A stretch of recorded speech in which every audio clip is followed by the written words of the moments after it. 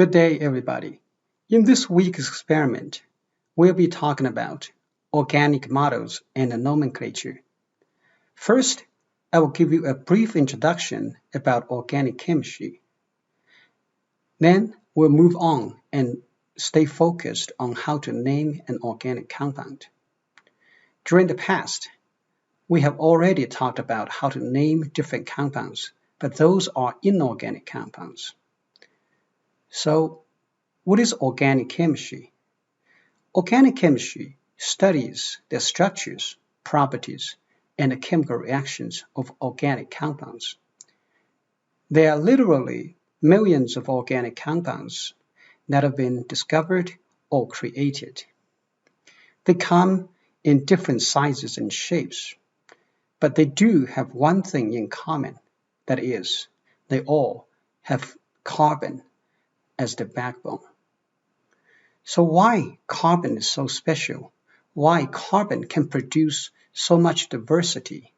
The reason is because carbon can connect with other carbons to form chains, branch chains, and the ring structures. And this property for an atom to connect with the same type of atoms is called a catenation. Carbon can catenate with other carbons to form different types of structures. So to summarize everything, simply put, organic chemistry is just the carbon-based chemistry. And the reason nature selects carbon is because the ability for carbon to connect to other carbons to form different types of structures. This is called a catenation. Another property about carbon is carbon can form different combinations of bonds surrounding the carbon center. Previously, we have already learned carbon has 4 valence electrons. For this reason, it would like to form 4 single bonds surround this carbon, or equivalents of that, to satisfy the octet rule. For example, carbon can form 4 single bonds surrounding the carbon center, or it can form 2 double bonds, or 1 double and 2 single, or 1 single, 1 triple. When you have different combinations of bonds surrounding the carbon, according to VSEPR theory, VSEPR theory, we know they come in different shapes. For example, for this carbon center you see over here, this carbon center, it will be tetrahedral shape. The next one will be linear. And the next carbon will be trigonal planar. What about the last one? You have 2 electron groups surrounding that carbon with no lone pairs. That would be linear shape. As we can see, the diversity of the organic compounds from the ability for carbon to catenate and from the ability to form different types of bonds surrounding their carbon. There are also many different ways to represent the organic compounds. So let's have a look at it. The representation of organic compound. To represent an organic compound, we can use so-called molecular formula.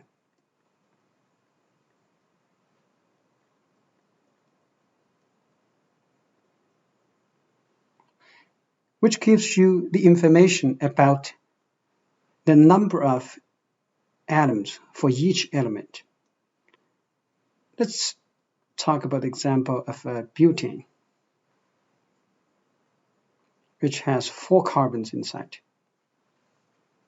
When you draw the structure, you might have noticed that I'm writing the carbon skeletons first. But how many hydrogens are surrounding each carbon? We can simply determine this by using the tetravalency of carbon, because each carbon should have 4 single bonds or equivalents of that surrounding each one of them. So the ones are not indicated will be hydrogens.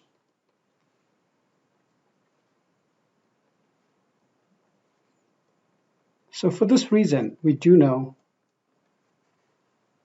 how many hydrogens rather, will be surrounding each carbon. The terminal carbon, the first one, in the beginning had 1 single bond, so it has 3 more hydrogens. The second one has 2 single bonds surrounding it, so it has 2 more hydrogens surrounding it. The third one, you had 2 single bonds, so now you have 2 more hydrogens surrounding it. Similarly, for the last carbon, you would need 3 hydrogens. And this apparently takes a long time to draw, but it does give you the most information. It also tells you how they are connected.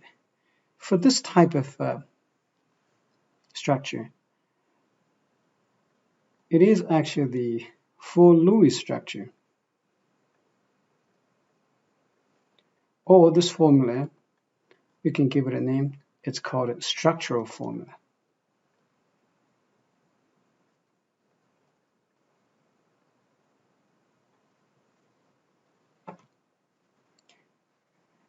As we just noticed, if we write it in such a complete way, it does take a long time.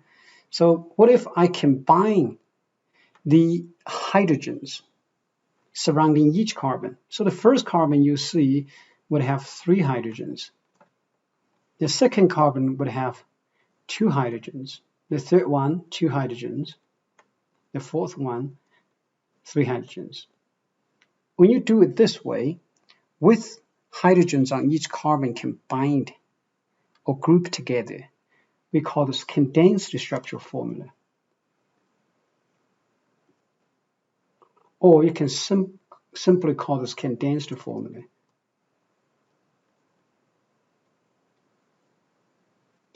We have one more type of a representation, which is called the line structure. In this structure, every corner or terminal position will indicate carbon. Hydrogens are usually not indicated unless they are not connected to carbon. So for this structure, apparently you have 4 carbons in it. We're going to draw those 4 carbons in zigzag bond line structure. So you start over here, that's 1 carbon, 2, 3, 4. So in this structure, apparently you only show the terminals or corners, and these indicate carbons, but they are not shown clearly or explicitly over here. So for this, we call this bond line structure or simple line structure.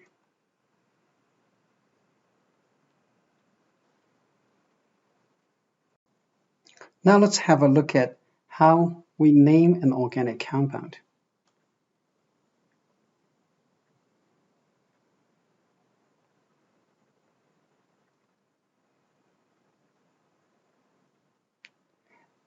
When you look at the name of any organic compound, it can be divided into 3 different parts. And the one that you started with is so-called base.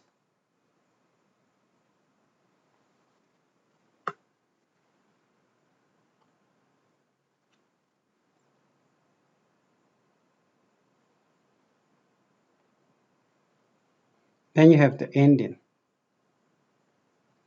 and substituents or branches. Do remember, you always start with base, then you move on to the ending. Usually you do the base and ending together, then you look at the substituents. So let's look at each one of this in great detail. So for base, so what is base? Base is so-called base chain, okay? Or sometimes it's called a parent chain. This is the longest continuous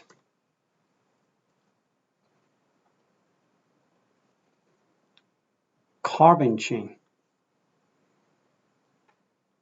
in an organic compound. Okay. Base will indicate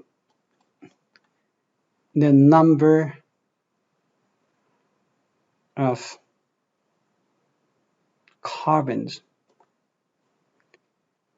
in this longest continuous carbon chain, which is called the base chain, or simply base or parent.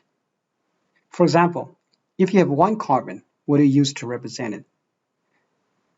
One carbon, it's not mono, rather it's meth. Have you heard about methane? That means it has one carbon in it. Two carbon, it's eth. For example, ethane has two carbons in it. Three, would it be prop? Four is bute. Starting from five, it's easier. For example, rather than say in penta, we drop that A, 5 is pent, 6 is hex, 7 is hept, 8 is oct, 9 is non, for example, nonene, 10 is deca, is dec, not deca. All right. Next, let's talk about the ending.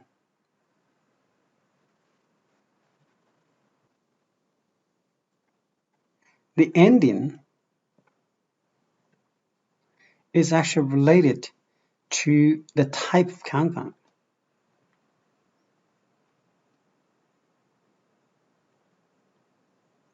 Which in turn is determined by the so-called corresponding functional group.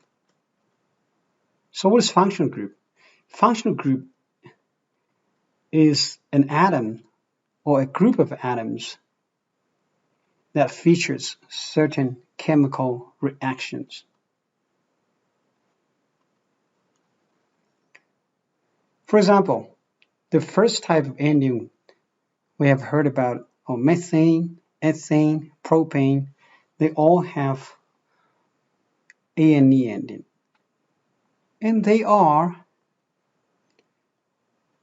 a type of alkanes. So you see the ending, they do match. In alkanes, we actually do not have a functional group, okay? But you have a structural feature, which is all carbon-carbon bonds are single bonds over here. The second type of ending, or second type of compounds, have ene ending. And they are so-called alkenes. The structural feature is carbon-carbon double bonds. Starting from now, I will put the functional group in the box.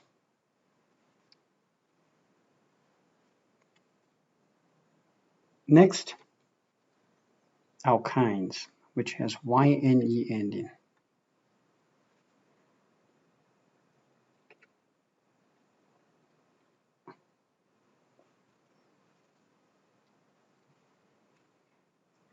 The functional group for alkynes is carbon-carbon triple bond. Next, we have alcohol, which has OL ending. Excuse me. They are so-called alcohol. For example, ethanol. The structural feature is they have an OH group, which is connected to a carbon chain, R group, so-called alkyl group. Have AL ending. This one is kind of special because the ending actually comes from the first two letters for this type of compound, which is aldehyde.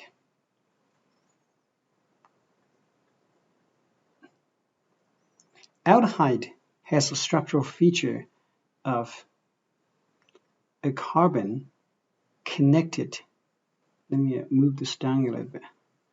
So a carbon connected to a oxygen with the double bond and hydrogen with the single bond. And the other side is an R group. Okay. So the functional group over here for alcohol is OH, and for aldehyde is this combination. And this combination sometimes can also be written as CHO. So the whole thing can be written as something like that. Or it can be written as CHO without the hyphen or dash in between. Next type, you have ONE ending. For example, acetone, it has ONE, or so-called ON ending. They are a type of ketones. Okay. For ketone, it also has a double bond.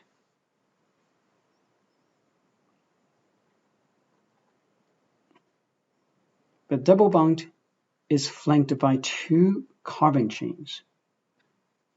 Okay. The functional group is CO double bond. So as you can see over here, the CO double bond itself does not guarantee this compound is going to be a ketone. The surrounding, or what is connected to that functional group, also plays a role, because we do know aldehyde also contains a double bond, as you can see right above it. Okay, so starting from now, you should realize the group of atoms, or so-called functional group, and its environment, both are important. The next one is so-called ether, and it has ether ending. For example, diethyl ether, dimethyl ether, etc. And this one, you'll have oxygen as the function group. But as we can see in the previous several types, they all have oxygen, but they are not called ether. The reason is because they are not having the same environment. In ether, this oxygen is surrounded by a bunch of carbon chains, or the R group. The R group, again in a little bit, we'll talk about what R group is. So next type would be having amine as the ending. So what is an amine? An amine is actually an organic base. All right. So it comes from a derivative of ammonia, NH3, with 1, 2, or all of the hydrogens being replaced by alkyl groups. So for example, NH2, that would just tell you, well, one hydrogen is replaced in the ammonia. So if it's two of them, you might have R2NH, etc. Okay. We have one more type of organic compound, which is quite important, that is so-called a carboxylic gas that has oic acid as the ending. For example, have you heard about acetic acid? Its formal name is actually ethanoic acid, which means it's an acid that contains 2 carbons because it contains eth, right? But it belongs to a type of compound that is called a carboxylic acid. The functional group for carboxylic acid is actually also, it contains a carbon-oxygen double bond. But on one side, it will also have OH groups. So do remember, you cannot single out the OH and call that OH group an alcohol. You'll have to combine the CO together with this OH, which is directly connected to that carbon. Okay, and this functional group, we call that carboxylic acid functional group. Okay, and notice this carbon has 1 double bond and 1 single bond, so it must be connected to one other thing, and we're going to call that R group.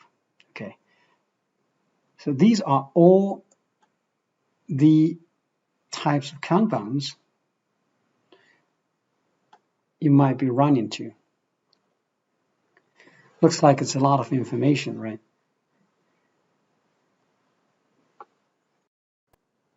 We've been talking about this alkyl group indicated by this R group. Okay, so what are they? So we learned something like alkanes, right? Okay, when we look at alkane, for example, let's look at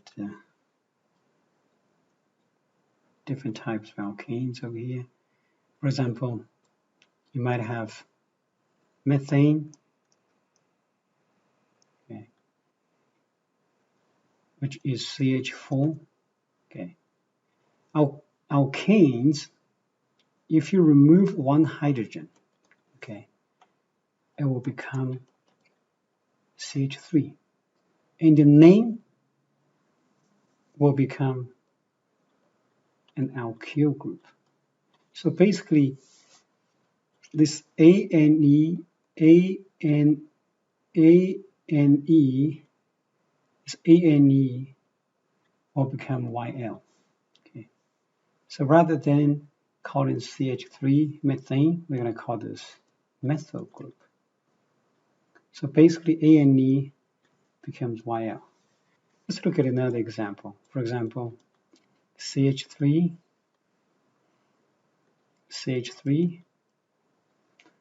this has 2 carbons in it. It's called ethane. If you remove 1 hydrogen, it becomes ethyl group. One more. Similarly, this is called propane.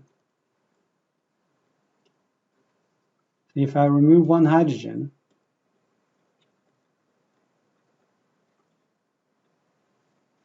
this will be called a propyl. And many times you might have seen, for the open position, for example, for this carbon, it will need 1 more connection. So the open space is available to be connected to other groups. Okay. So in another word, an alkyl group is just a carbon chain.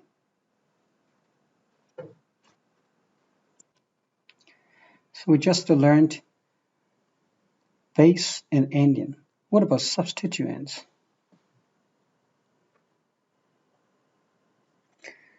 For substituents,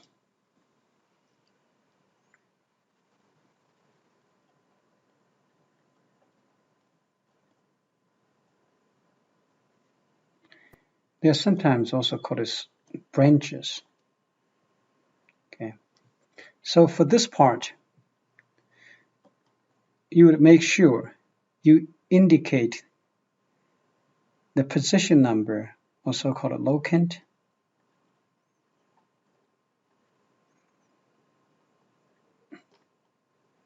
of a branch, the same as substituents, okay? And the name of a branch.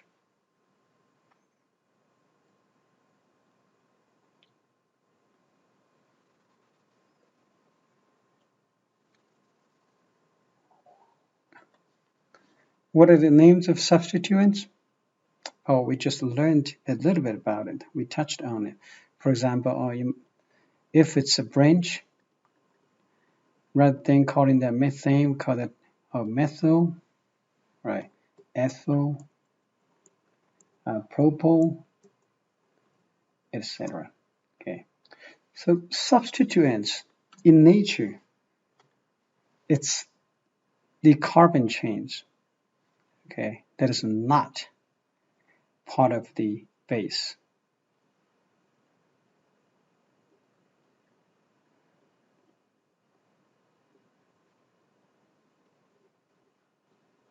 So they are not part of the base chain.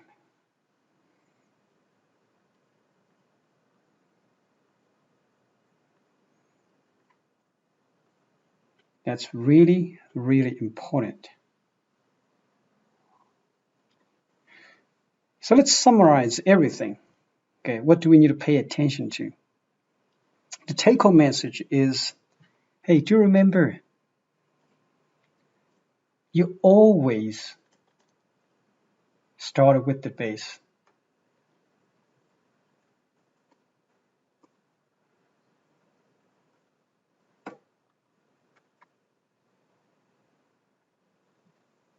No matter if you have a name first, you want to get a structure, or you have a structure, you want to get a name, always start with the base. Okay. And another thing we mentioned that will help you tremendously is carbon is tetravalent. So with this information combined with ending, then we will be able to do the naming very easily.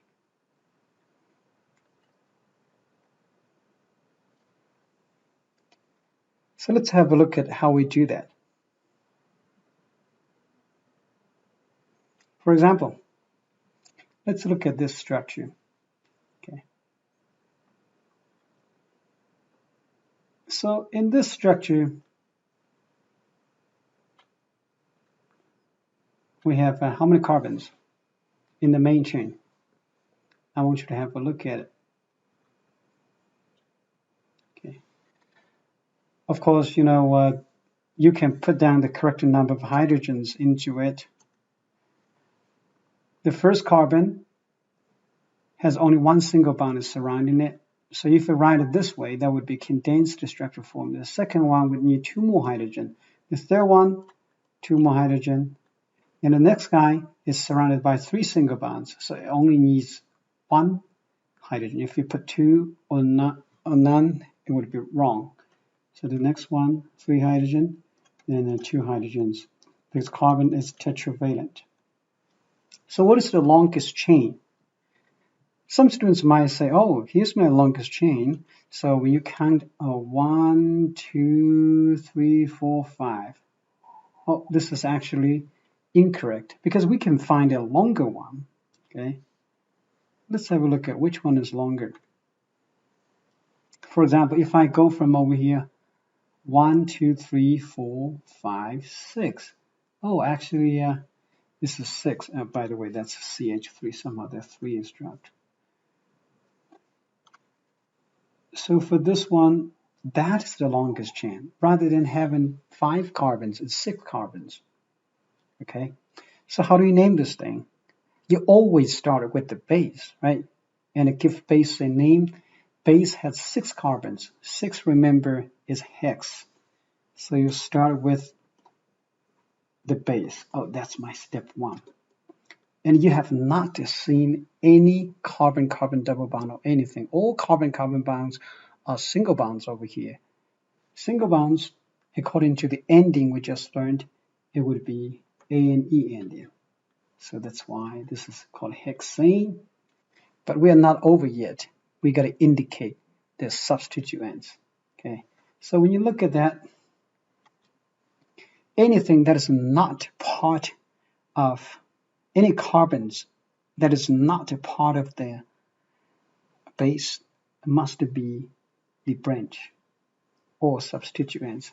So you look at this CH3 is not part of the base, so it must be a branch or substituent. Since it's a branch, you cannot call this methane. It's actually a methyl group, which indicates it's one carbon. But what about the position number for this branch? So if you understand what the position number means, you have no problem. The position number means to which carbon of the main chain or base chain this branch is connected to. So when you number the main chain, you can start from one end or another. For example, for this one, you might not number the carbon like this is carbon 1, this is carbon 2, this is carbon 3, then you have carbon 4, carbon 5, and carbon 6. So for this naming, you might have, when you look at that, you might think, hey, that's carbon 4, this CH3, or the methyl group is connected to. So you might be tempted to say, oh, that's so-called a 4-methyl. But actually, that's wrong. Because when we number this whole thing from the other end, so let's go back.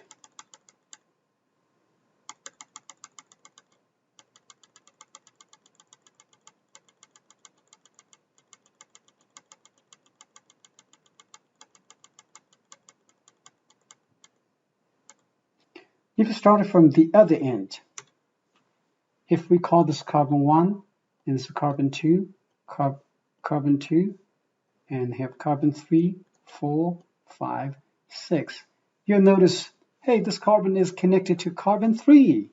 So the lower the number, actually, is what you choose.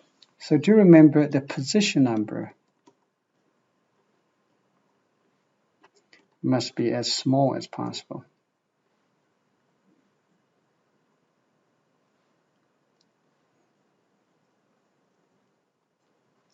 So this is called a 3-methyl. You put everything together, it would be 3-methyl hexane. All right. Let's look at one more example, which is more complicated. Right. So let's start with carbon skeleton. You can always start with the base. Right. So let's do this one.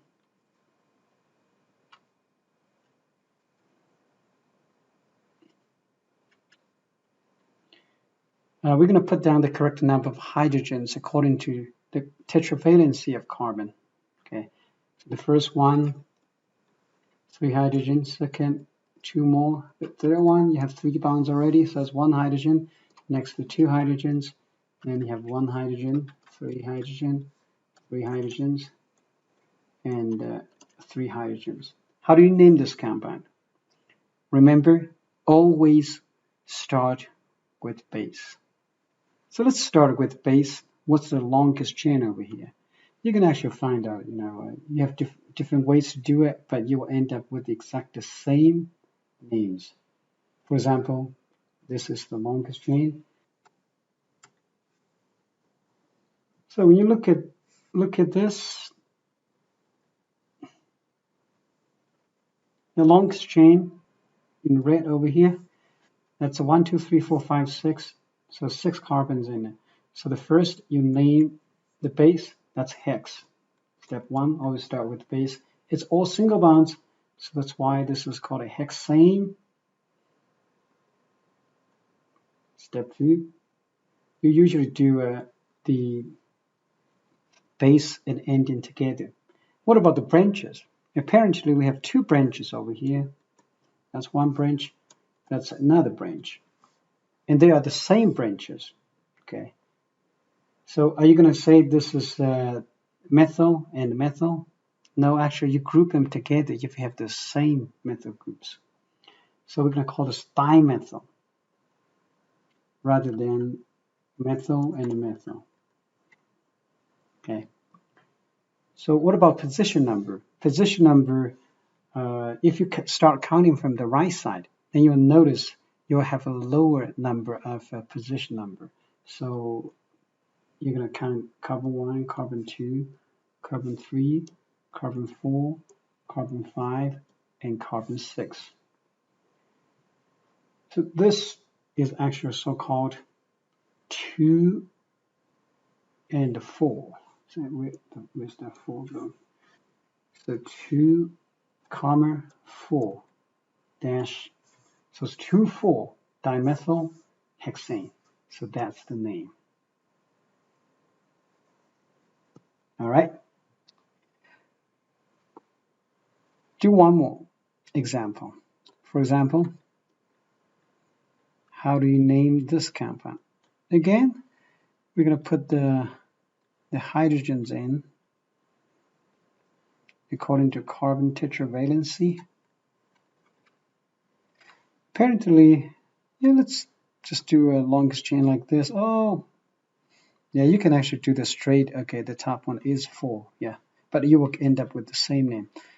So you start with 4 carbons in the base chain. 4, it's called a bute. That's my step 1. Step 2, they are all single bonds. That means you look at the ending, right? Look at the ending, okay?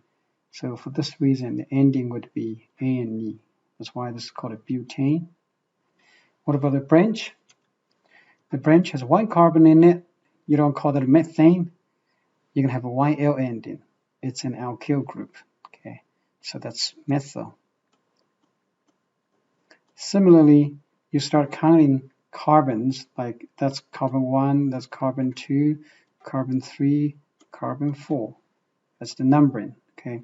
So you call this 2-methyl rather than 3-methyl because you're going to make sure you have the lower number for the position. The whole thing would be 2-methyl butane. All right. So let's work on some examples, some more examples over here. For example, in this place we have the in this page you have name, condensed structural formula or condensed formula, molecular formula, sketch. Okay, so what is sketch? Sketch, you can do the Lewis structure, which is the same as the structural formula. You indicate everything. Structural formula.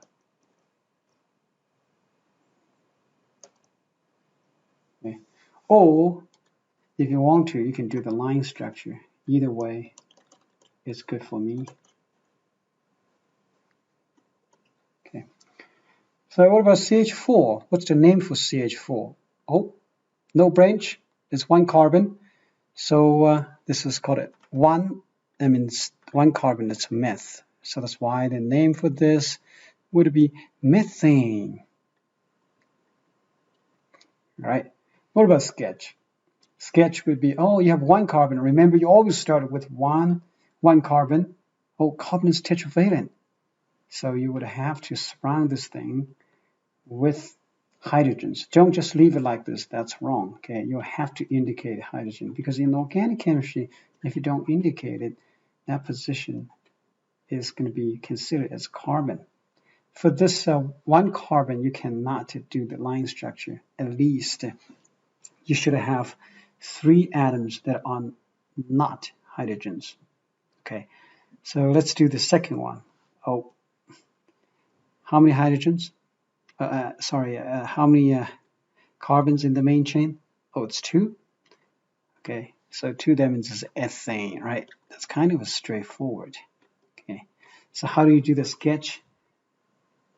It's like, oh, start with the main chain, then you fill in the correct number of hydrogens in to make it complete. Again, for this one, we cannot do the line structure yet because you only have 2 atoms that are not hydrogens. Okay, you should have, for line structure, you should have at least 3 atoms that are not hydrogens. Okay, so let's do the next one, do the line structure for the next one, but you're going to name this.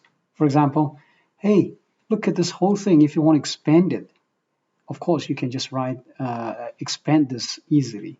But let's start from scratch. Okay, it's 3 carbons. All right. Then how many hydrogens are going to have? So basically, according to the tetravalency of hydrogen, of a carbon, so you're going to put down the correct number of hydrogens over here. For this one, you can also do line structure because you have 3 carbons.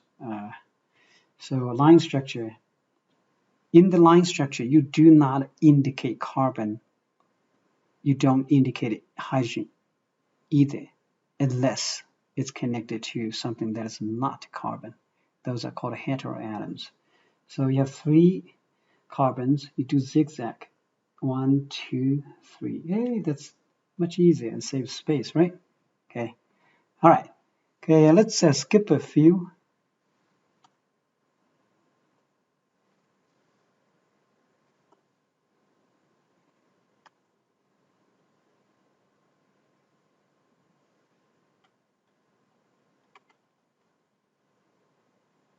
All right, so how about this one? Okay, how do you name it? That's the first thing. How do you name it? Let's name it. First, you always start with the base or the longest carbon chain. Okay, so 1, 2, 3, that's longest. 1, 2, 3. What do you use to represent 3? Oh, 3 is probe, right? Probe. Okay, they are all carbon-carbon single bonds. So step 2, the ending, single bonds, that's A and E ending. They are so-called alkane. Now, every carbon that is not a part of the main chain is part of the branch. And this branch is called a methyl group because it's 1 carbon. Oh, on which carbon of the main chain is it connected to? So you simply number it. You can, for this one, you can number this from either way because you will see the same carbon 2, which has methyl group on it. So this will be 2-methyl. Okay, so you put it in front of the whole thing. That's called a 2-methyl. 2-methyl propane. So if you start from the base, you will never get it wrong. Okay, how do you draw the Lewis structure? Of course, you can do it this way. Start with the base, and on the second carbon, you have another carbon connect to it. Then you're going to add a number of hydrogens to it. Again, do not leave the blank like this, or else it will be considered as wrong. You'll get 0 points. So you must indicate the hydrogens over here. If you do not, the open space will be considered as connected to carbon rather than hydrogen. So you must indicate these hydrogens over here in the structure formula, Lewis structure. What about line structure? Line structure, you can do zigzag. You always start with the base. The base has 3 carbons, so you do zigzag. 1, 2, 3. On the second carbon, you have another carbon connected to it. So A, that's the line structure.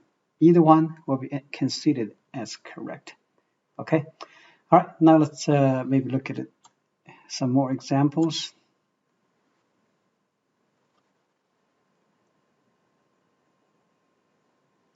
Let's look at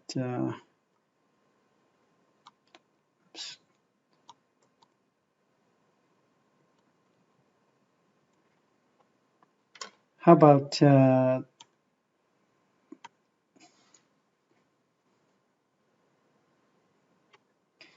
how about this one? Okay, When you look at the name, do remember, you try to name it, always start with the base, which is the longest continuous carbon chain. So what is the longest continuous carbon chain over here? You have 1, 2, 3. 3 carbons. That means it will be prop. Okay, all right. They're all single bonds. So this is step 1, started with the base. Second, the ending. It's ANE ending because they have all single bonds. Of course, later on we'll give you the double bonds as well. Okay. So what about the branches? Do you remember branches are the carbons that are not part of the main chain. If you're looking at the branches, look at the branches only. Don't look at the base. Okay. And these are called methyl groups. Let me change to different color. So they are called methyl groups. Why? Because it's 1 carbon, right? So this is also a methyl group over here. On which carbon are you connected to? Apparently, it's connected to carbon 1, carbon 2. So it's connected to carbon 2. So both of them are carbon 2. It's 2-methyl, 2-methyl. As we learned, if you have the same groups, you group it together, same branches, right there. So you're going to say dimethyl rather than put them separately. So this is going to be dimethyl. But some students might be wondering, hey, what do I put the position number? Do I just put it as 2-dimethyl? No, you don't. You actually put 2, 2, because each branch must have their own position number, even if they are attached to the same carbon. So it's going to be 2,2-dimethylpropane. If you just say 2-dimethylpropane, it'll be wrong. Okay, so this time, if you use a structural formula for the sketch, that will also work. But this formula is actually having a lot of atoms to it. To save time, I want to write that line structure. So do remember, the coordinates, they are carbons, but carbons are not explicitly indicated. Always start with the base, no matter what type of drawing you have. So this one, the base has 3 carbons. So you start with zigzagging 1, 2, 3. So now you noticed I want you to look at, I'm going to highlight this. So on this carbon, right, that's not highlighted. It's okay.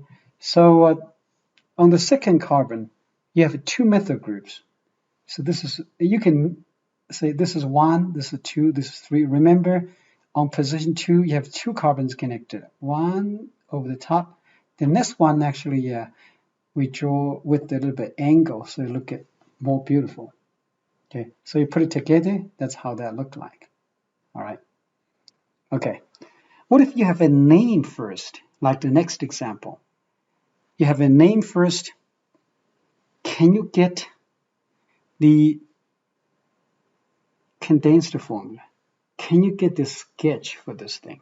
Okay. Yes, we can. Hey, remember the take-home message? The take-home message is, I always start with the base, right? So when you have a name over here, you got to be able to recognize base. What is base? Base tells you the number of carbons in the longest chain. For example, if you see meth, if you see S, if you see prop, connected with any ending like ane, ine, in, alkene, alkyne, or you have some other different types we'll talk about. Okay, so you should be able to recognize the base. So in this name, which one is the base? Is the meth? No, meth has YL ending over here, so it's not the base. The base must be, when you look at that, it would be, so when you look at base for that one, the base is this. So that tells you how many carbons. Oh, pent, 5 carbons. Yeah, you can do either way. Oh, 5 carbons. That's my 5 carbons.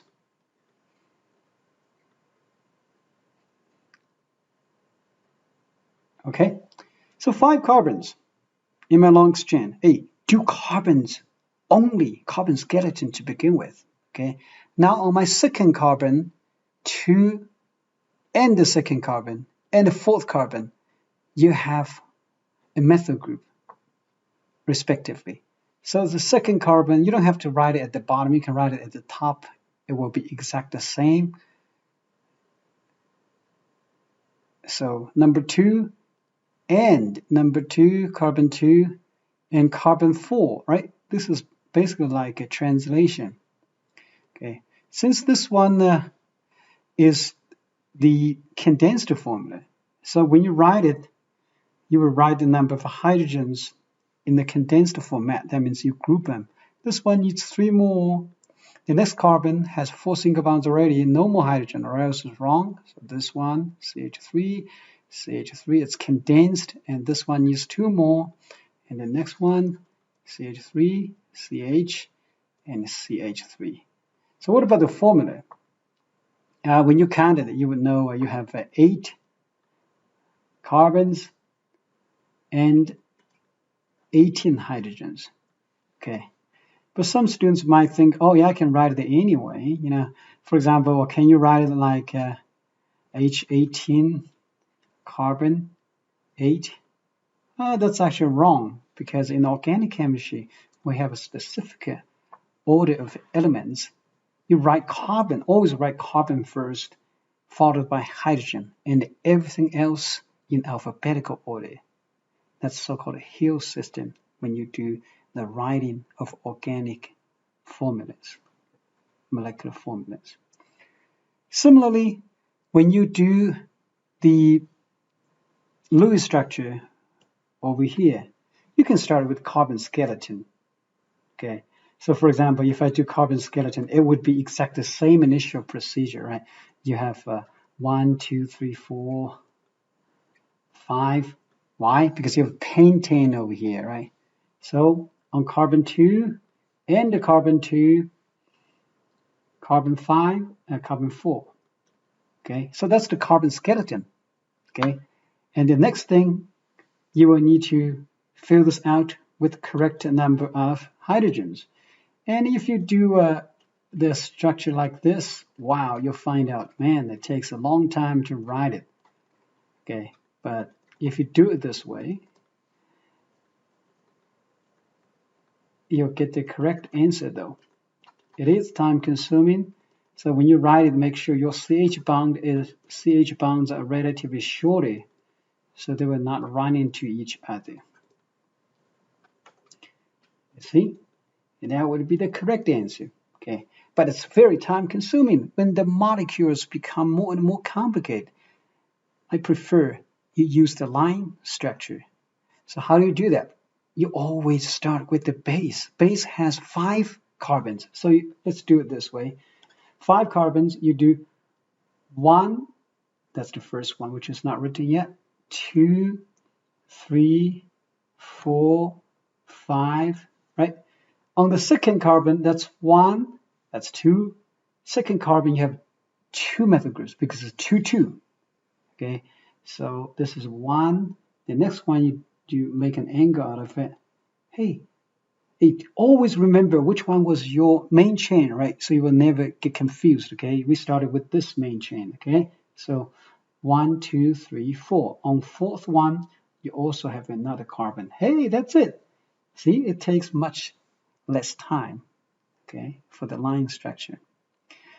All right, now let's move on to a different type of compound, alkene.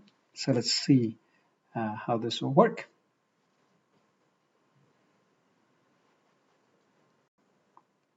So let's look at alkene.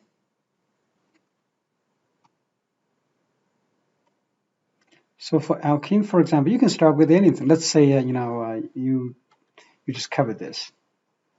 Okay, all right. Hey, do you know what 2-butene is?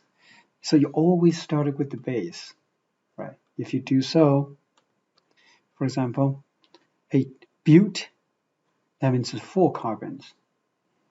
1, 2, 3, 4 carbons. okay? And the ene is the ending. So what do you mean? Ene means you have a CC double bond.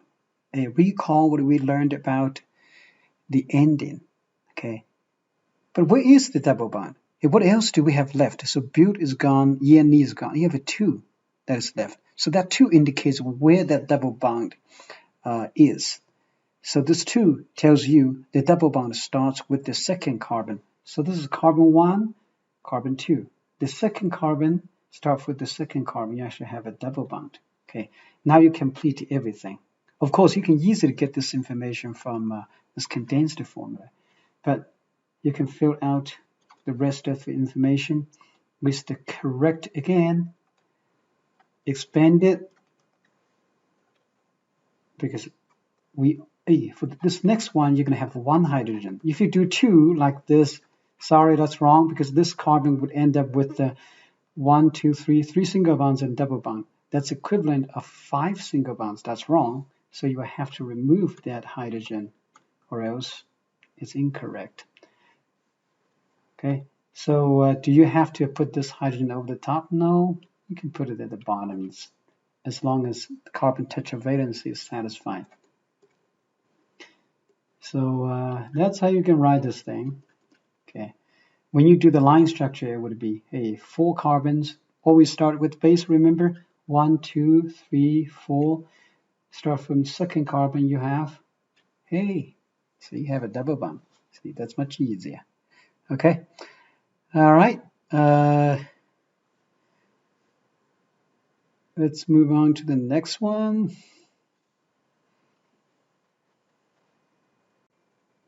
This example looks like it's very difficult, but if you follow what we just learned, it will be very straightforward. The take-home message, still remember, start with the base. So let's look at this name. Okay, that's the full name. By the way, the bottom one over here, okay, this name is the common name from this. Unless you really know what this is, you'll not be able to get any structural information. So we're going to focus on the systematic name rather than the common name, which is indicated in the parentheses. Okay, so let's get started over here. You start with the base. Base, probe. Oh yeah, that's probe. So probe is gone. Probe means what? How many carbons? 3 carbons. 1, 2, 3. Basically, when one portion is gone, you just circle it so it's gone. What is the next portion? A and D. What do you mean A and E? A and E means all CC bonds are single. Hey, that's already single over here. You see, these are already single bonds.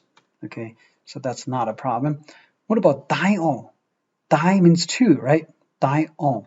So 2 OL. Remember, OL, as we learned, the functional group for alcohol, OL ending, that means it's alcohol. Alcohol means it's OH. Okay? By the way, it's called alcohol. So on carbon 1 and 2, when you look at it, what else is left? You only have 1 and 2, right? That is left. So that tells you the position numbers for those 2 OH groups. Hey, diol, 2 OH groups. So on carbon 1, you have 1 OH group. Carbon 2, you have another OH group. Okay, so the skeleton is completed, but you got to fill in the correct number of hydrogens according to carbon tetravalency. All right, so this carbon has 2 single bonds. You're going to have 2 more hydrogens over here, but if you do it this way, it would be wrong. Still remember, for this column, what do you write down? This column, you write down the condensed formula, which means you're going to group the hydrogens. So that's not how you write it. Rather, you're going to group the hydrogens for the condensed structure formula, or simply condensed formula. So this carbon needs 2 more hydrogen, and the next carbon has 3 single bonds connected to it. You need 1 more. The last one needs 3 more. You might be wondering, can I put this OH below this? Sure, you can. You don't have to put it at the top. Okay. And what about the line structure? Yeah, again, started with the base.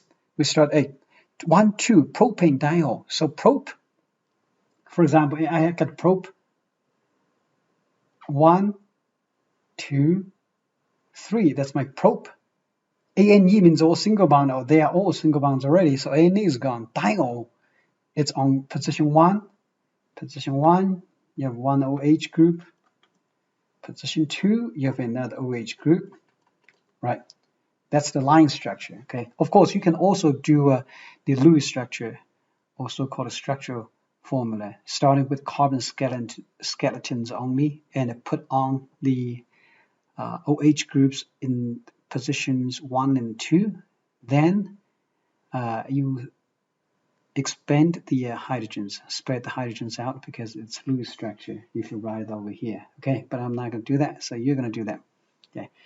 The next thing, maybe let's work on a few more examples.